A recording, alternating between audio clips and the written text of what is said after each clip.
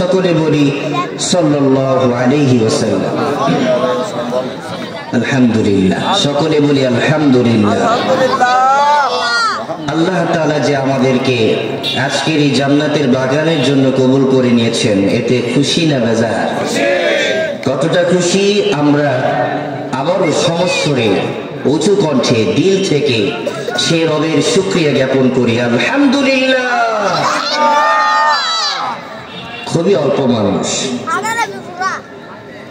এই গ্রামের প্রতিটা ঘর থেকে একজন করে মুসল্লি যদি আসতো, তাহলে এই মাহফিলের পুরাটা প্যান্ডেলে কানায় কানায় মানুষ দিয়ে ভরপুর হয়ে যেত, ঠিক কিনা?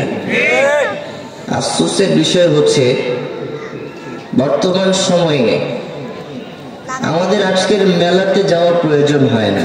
মাহফিল উপলক্ষে যে মেলা হয় এটি যথেষ্ট। মাহফিলের চেয়ে এই মাহফিলের উপলক্ষে যে মিলন মেলা কায়েম করি আমরা, সেখানেই দেখবেন এর চেয়ে দ্বিগুণ দ্বিগুণ পাবলিক সেখানে বসা। কথা বলেন, ঠিক হলে ঠিক বলবেন। আমি আপনাদেরকে বারবার বলাবো না যে ঠিক বলেন, আর এটা বক্তার উচিত না যে ঠিক কর। ঠিক না হলে ঠিক বলবেন কেন? যে কথা ঠিক না ওটা জোর করে ঠিক বলানোটা বোকামি, ঠিক কিনা? আর যেটা ঠিক সেটা বলতে দেরি করতে নয়, সেটা তাড়াতাড়ি বলতে হবে এটা ঠিক। এটা আমাদের আফসোসের বিষয়। আমি ঢাকা থেকে আসছি, সব গণনার ওলামায়ে কেরামের সাথে উঠা বসা।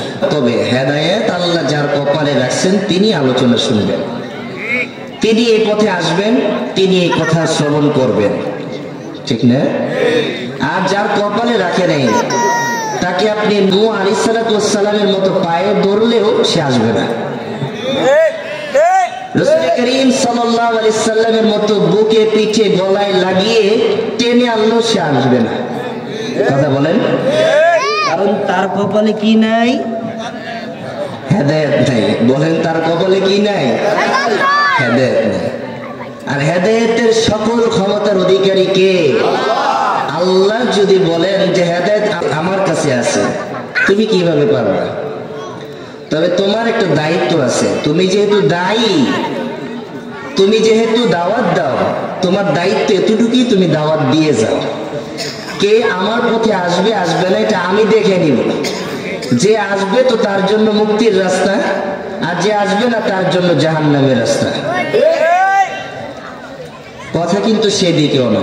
বাস, যারা আসবে না তাদের জন্য এতটুকু কথাই এনাফ, আর যারা আসবে তাদের জন্য ইশারাই যথেষ্ট, বড় কথা বলতে হয় না। আমার মূল আলোচনায় যাওয়ার আগে আমি যে এতক্ষণ পর্যন্ত আপনাদের সাথে মত বিনিময় করছি, পরামর্শ করছি, দিন নিয়ে মুজাকারা করছি, আমার কথা বুঝতে কার কার সমস্যা হচ্ছে? আর কারা কারা বুঝছেন হাত তোলেন। সবাই আমার কথা বুঝেন? মাশাআল্লাহ।